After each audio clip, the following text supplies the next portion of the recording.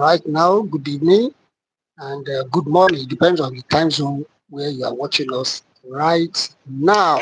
This is ICN TV. Today we are looking at what Afenifere said concerning Nnamdi Kanu, and they have said something that is very, very wonderful and commending concerning Nnamdi Kanu, and that is what we are looking at today, and a lot of videos, evidences that also buttress the issue of discussion, which is freedom, that we have been discussing on this channel. So you are welcome to this channel once again. I'm not going to waste our time, and we are going to make all the videos, the analysis so brief and straight to the point. The Afenifere, that's the Yoruba social cultural group, they have come out to lend their own voice again concerning freedom of Nnamdi Kanu, and it's very, very commending because when issue like this, when everybody see it as a business of everybody, I think Nigeria, every ethnic group, we are heading towards our freedom, because by the time we see it that injustice to one is injustice to all, and freedom to one is freedoms to all. So if all of us see it as a collective responsibility, that the way we used to do on this channel, on this channel we analyze both either in Yoruba aspect or in the Biafra, we analyze everything, and that is what we are looking at exactly today. You are welcome once again. For those of you that have not been seeing me for the past 2 days, so I have to do some things so that we can put things in order. So on this channel, you are welcome once again, because a lot of people have been you are welcome. A lot of people have been calling, sending message to me on WhatsApp. I think I've not been seeing you for the past 2 days. Yes, all is well. All is well. So we are fine. We are fine. Thanks for your love and concern. Let me quickly go straight to the point so that we don't waste our time. What the Afenifere said concerning Nnamdi Kanu, that they want him to be freed immediately. Yes, they want him to be free immediately. Enough is enough. Enough is enough, and that is what the Afenifere said concerning the Nnamdi Kanu now, that he should be free. He should be free. He has no reason to remain in custody. He has no reason. He has no business to remain in there. Why people that are committing more weightier issues, weightier offenses, they are out there enjoying themselves, going about doing their normal things. So let me quickly play the videos and the other videos that look at today, because a lot of them have been coming out now. Thank God a lot of people have been coming out now to voice their, to lend their voice now, that federal government need to sit down and look at the agitation. Look at it. This is not working, and when it's not working, why do we need to be together? So those are what people are saying, that since it's not working, now that everybody should be on their own. Let me quickly play the video so that we don't waste our time. We have a lot to discuss today on this channel. So you're welcome once again. This is ICN TV. So we are going to look at a lot of things. Yoruba socio-cultural group, Afenifere, has called on President Bola Tinubu to release the detained leader of the indigenous people of Biafra, Nnamdi Kanu. At the end of the meeting on Tuesday at the Ogun State residence of Afenifere national leader, Chief Ayo Adebanjo, the group said that fair hearing for the IPOB leader may no longer be guaranteed due to controversial and conflicting legal proceedings in different courts on the matter. Afenifere also restated its position on a number of current issues within the governance in Nigeria, including the worsening state of insecurity, and signed off by appointing lawyer and activist Dele Farotimi as its national organizing secretary. Well, we're now being joined by Chief Olushola Edisoni, who is the Secretary General of Afenifere, to have a look at the state of the Nigerian nation, as well as the decisions taken at the meeting on Tuesday. It's great to have you in the studio with us. Welcome. Thank you. Good afternoon. Thank you for having me.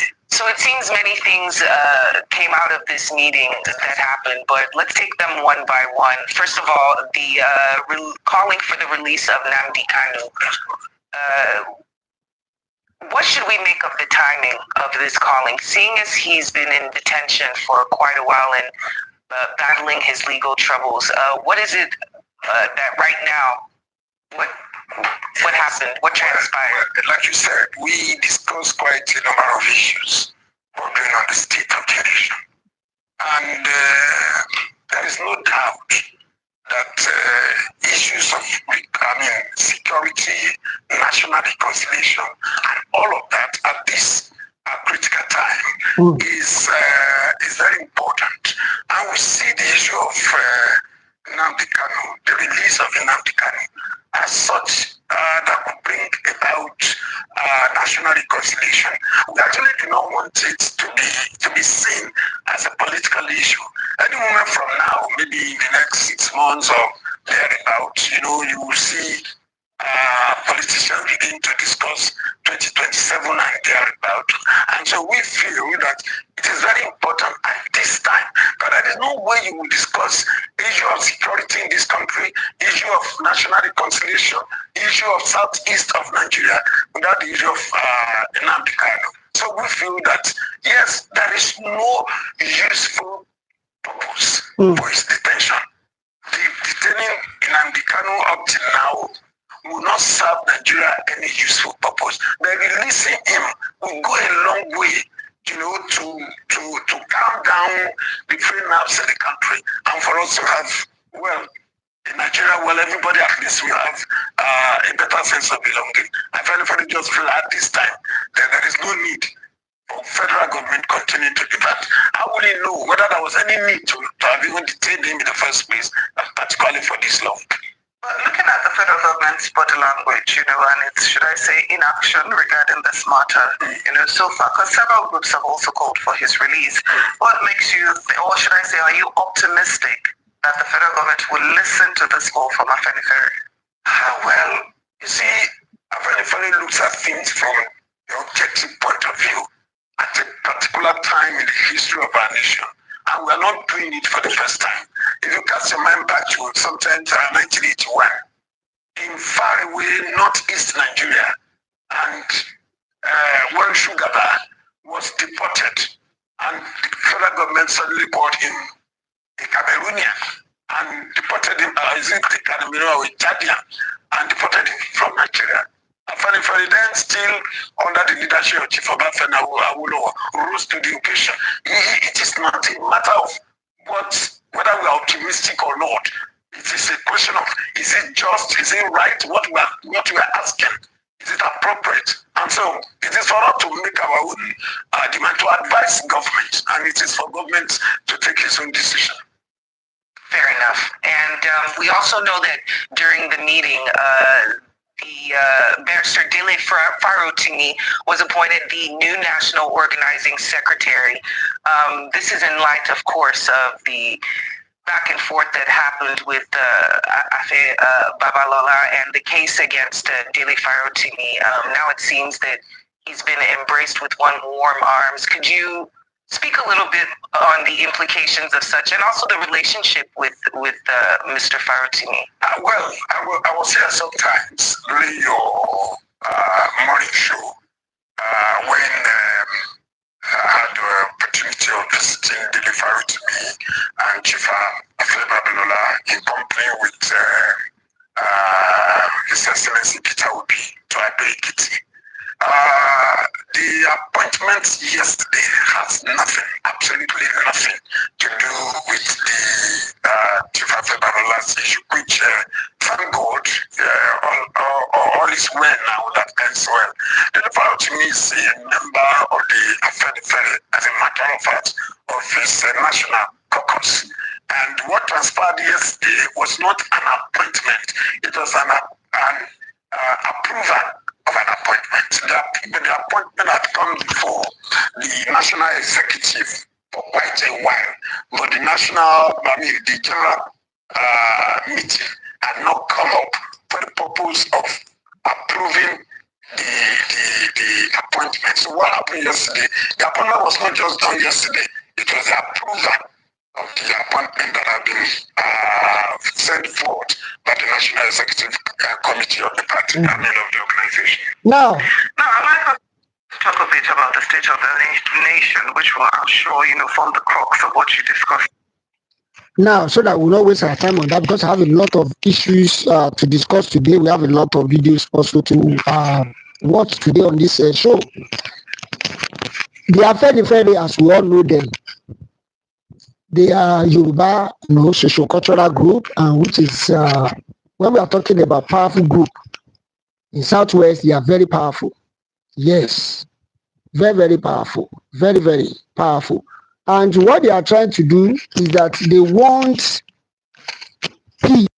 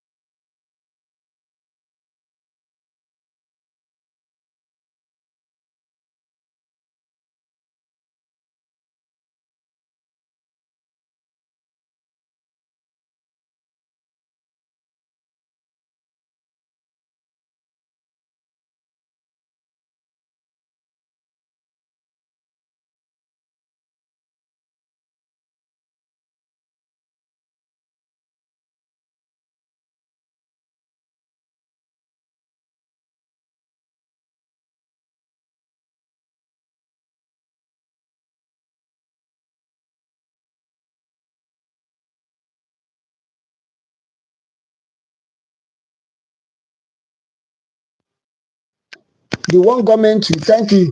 They want government to listen to every people. Thank you. And that is exactly what they are discussing. Unlike before, when there is an issue like this,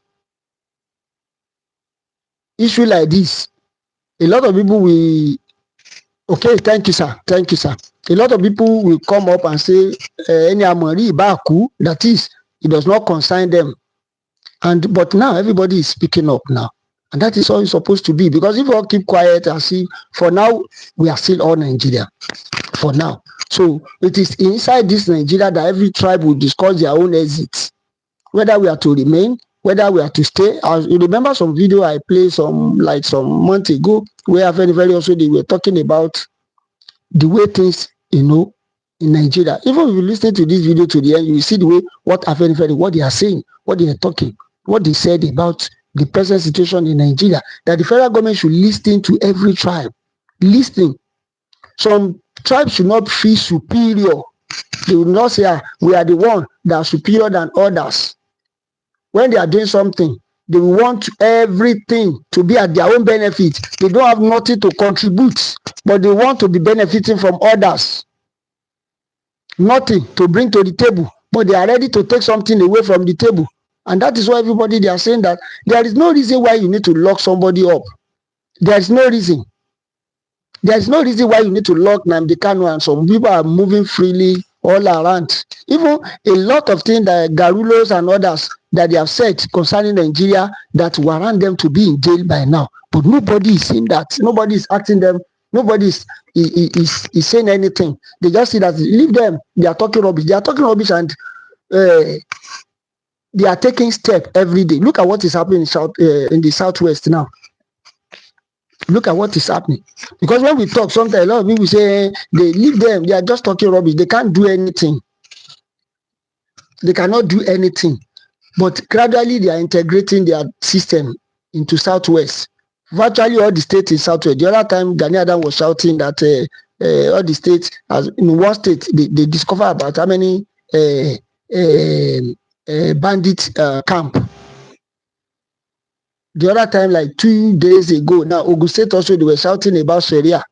Oyo State started it, followed by Osun to Ekiti, Ekiti to Ogun State, which is now the business of everybody. Because gradually that is how they penetrate into the system, and before you know it, they take over every corners of the states.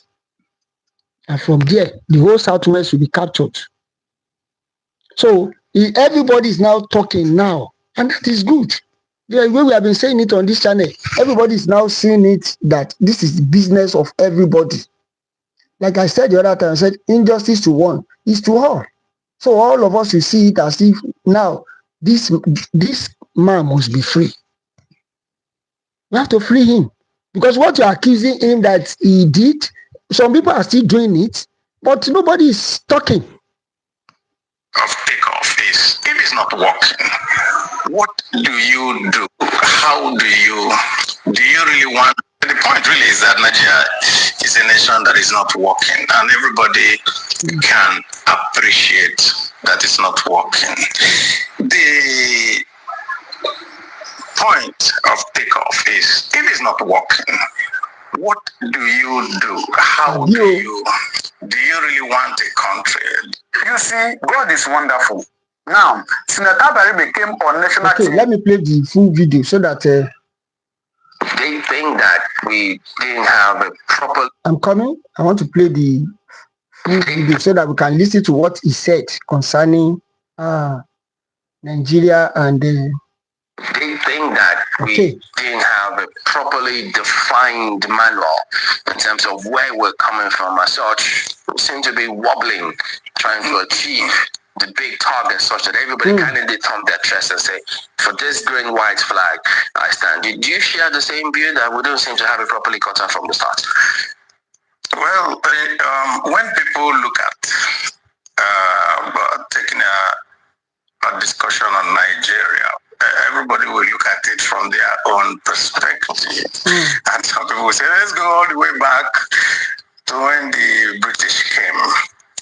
Even some people say, no, let's go beyond when the British came, and so on and so forth. But the point really is that Nigeria is a nation that is not working, and everybody can appreciate that it's not working.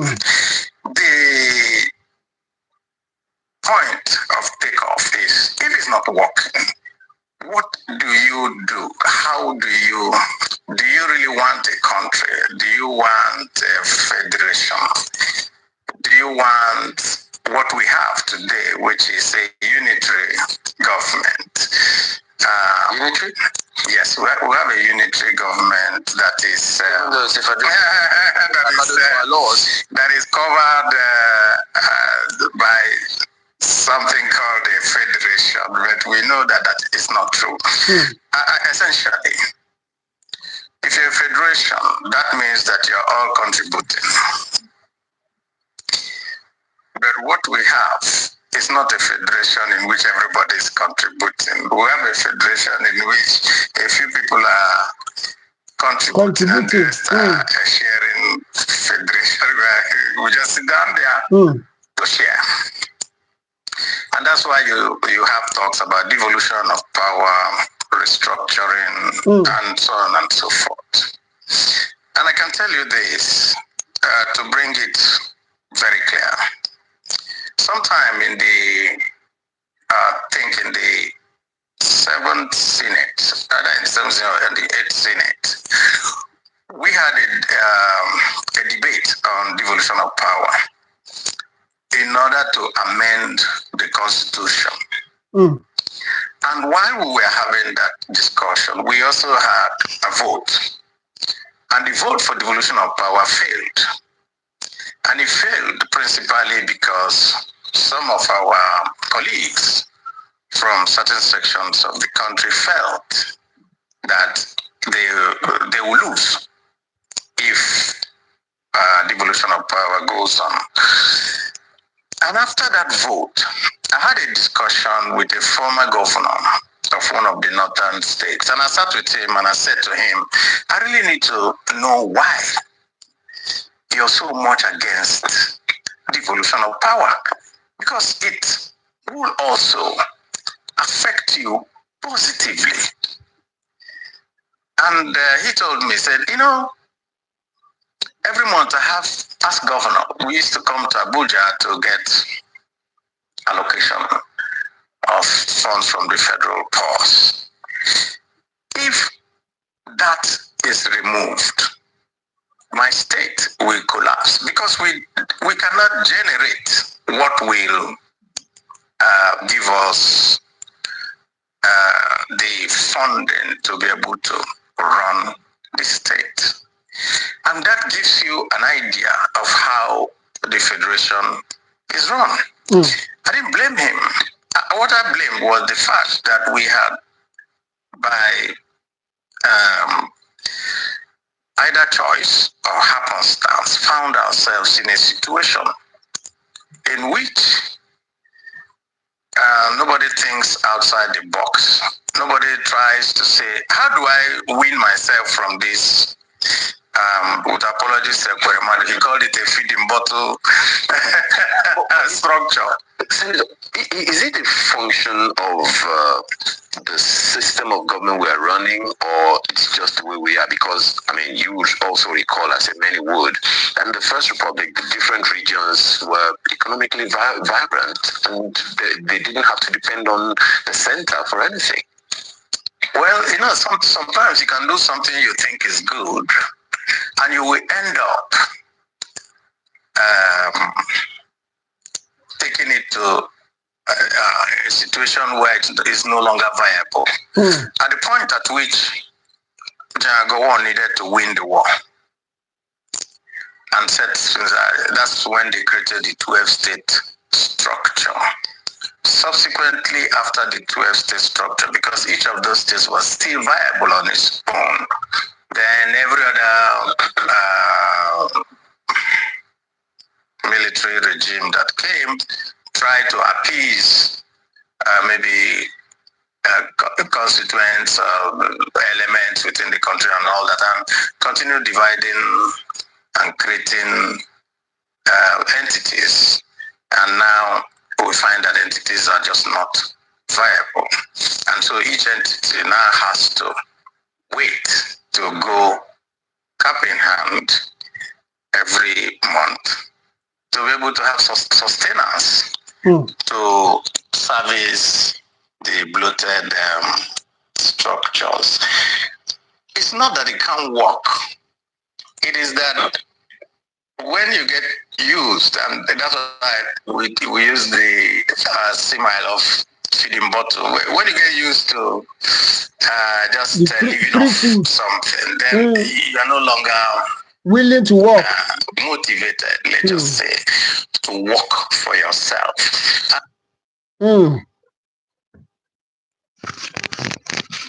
You see, look, did you hear what this Abaribe said now?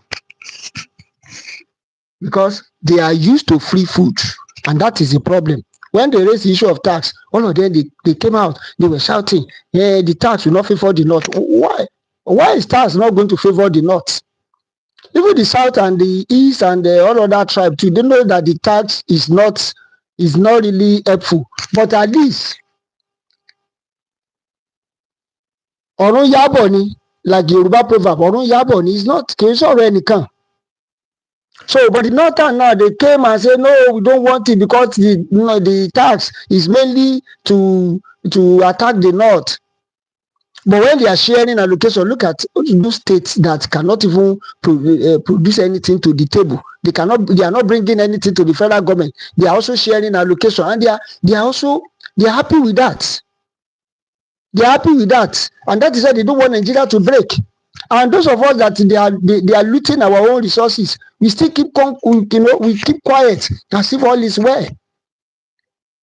We see our freedom fighter as our enemy. Some even see Nnamdi Kanu as their enemy. Some see Sunday Igboho as their enemy. But the people that are not contributing anything to the table, they are the one dictating to the people that are contributing to the table. They are the one who tell the people that are bringing food to the table that they are not supposed to do like this, they are not supposed to do like this. You can see where we find ourselves now. But my joy is that when I see people talking, like what we have been discussing so many years, what we have been talking so many, I'm always happy because it's give me hope that at least one day everybody will wake up to their responsibility. That everybody will wake up, because that's what we are discussing every day, that everybody should see it as if this thing is not working. And if you keep quiet, a closed mouth is a closed destiny. That is the way it is. So if all of us continue to speak up, one day they will listen. Like what the Afenifere said, they said it is compulsory for them to keep on talking to the federal government so that the federal government will continue to do the right thing. So we cannot keep quiet. If you keep quiet, a closed mouth is a closed destiny. We cannot keep quiet. And that is exactly what is happening now. Everybody is now talking now that this thing is not right. This thing is not right. It is time for federal government to do the right thing. If they want to take us to regional, because even the same regional that the other time when they raised the issue of regional, the northern, they shout, they say it is, they are looking for an exit door so that they can run away from Nigeria. Are they the one that own Nigeria? So I don't really understand. Maybe Nigeria, no, they said it, so that Fodio said it that Nigeria is a father estate. Because I don't know why they are afraid for Nigeria to break. The other time we brought the news that when some of them are shouting, no, they are ready, they are this. I said it's just divide and rule. Because these northern people, they know what they are doing. But the only thing that pains me most is that we are the West here, or the East. Majority of people see them and see these people, they are non-entity. They don't know what they are saying. They know what they are saying. They use divide and rule. You be shouting like this. You be shouting like this. This tribe, they are the one that have Lakurawa, they are the one that have Iswap, they are the one that have Boko Haram and all these, even so many other ones that their name is not yet popular. We don't have that in West, in Southwest here. So, but if a single person should come out and say, free my people, all of them will come out again and force the federal government, oh yeah, prescribe them. How can you prescribe a freedom fighting organization, an organization that is fighting for the freedom of people? You are prescribe them, but the one that are committing, can I say, I don't want to use the word because of the two policy. The one that are committing many atrocities, you leave them. You leave them. Whether the one Nigeria political elite, let me read that before we round up. He said that whether the one Nigeria political elite and the business partner like this or not, one Nigeria must break up. Yes. Because they have seen it now. The Northerners have seen it as if it is now their father's property. If you mention the issue of breakup, you remember the other time they were shouting Igbo. Even one of the Hausa was saying that the federal government should not release Nnamdi Kanu because they know that if they release Nnamdi Kanu, Nigeria will break. So it is not left for the indigenous people to keep quiet or to speak up. Whether you still want, I've said this several times. I said if they want Nnamdi Kanu to come out today, let all the Indigbos, the leaders, speak up. When Sunday Igboho was there, Yoruba speak up now. Everybody, they speak up. We don't want our son to be there. They don't want our son to be there. And everybody speak up, they rally around. And that is how it's supposed to be. So if they want him also to come out, Yorubas have been talking now. The Afenifere are also talking now. Because most people will come on this channel and say, this channel is like this channel is a Yoruba channel. Why are you talking about Nnamdi Kanu? Thank God, Afenifere too, they are talking now. They are talking. Because I've said it's injustice to one. It's to all. This guy is fighting for the freedom of his people. So, and there's no way if his people free, that other tribe too will not free. Because it is just one rope that tie all of them together, tie everybody together. So, if those of you are saying that there's not a business of Yoruba, leave them for Igbos, you don't know what you are saying. Delivery to me that they are shouting that Nigerians should be free. They are fighting for both Igbos and Yoruba. They are fighting for both Igbos and Yoruba. The Jade Yoju, they are fighting for those Igbos and Yoruba. The activists in the East too should come out All these people have mentioned they are Yorubas and they are still fighting for, despite the fact that it's Yoruba son that is on the throne, they are still talking. Let those people also come out and fight for Nnamdi Kanu. They should come out. If truly they want him to be freed, they should come out. Because we are talking about freedom. Freedom is not a Christmas gift. Nobody will come and give it to you free of charge. So everybody should come out. If you want Nnamdi Kanu to be free, the activists in the east and in the southeast or south, they should come out and talk to the government. Free our man. Free our man. Because the reason I have to say this is that because of a lot of them that are talking Yoruba, they are not, you can see the way they have been talking. The other time I played the video that Towore said concerning that. If I see the video, I may play it before I round up, so that if I did not see the video, then that should not stop us. When he was talking about Nnamdi Kanu, that for Nnamdi Kanu to be freed in Nigeria, that if you want Nnamdi Kanu to be free from Nigeria, something has to be done. Because if that thing is not done, there is no way that Nnamdi Kanu will be freed. Because he said there is a, what did he call that thing now? He said there is one thing they call a secret memo, that in that secret memo that it has been there, that no Igbo guys can rule. So, if that should be the case, why is everybody not speaking up for the right thing? Everybody should speak up so that we all will be freed. Yes, Yoruba are preparing for their rally very soon. They are preparing for the rally. For an Igbo man to survive in Nigeria, as it is currently put together, Nigeria must break. For an Igbo man to survive in Nigeria, as it is currently put together, Nigeria must break. Did you hear that? So please help us like, share, and subscribe for more on this channel. If you have not subscribed, please subscribe. If you have not joined us, you can join us. So join. If you have not subscribed, please subscribe. And make sure you share the videos. Thanks for watching. This is iSing TV. Thanks for watching.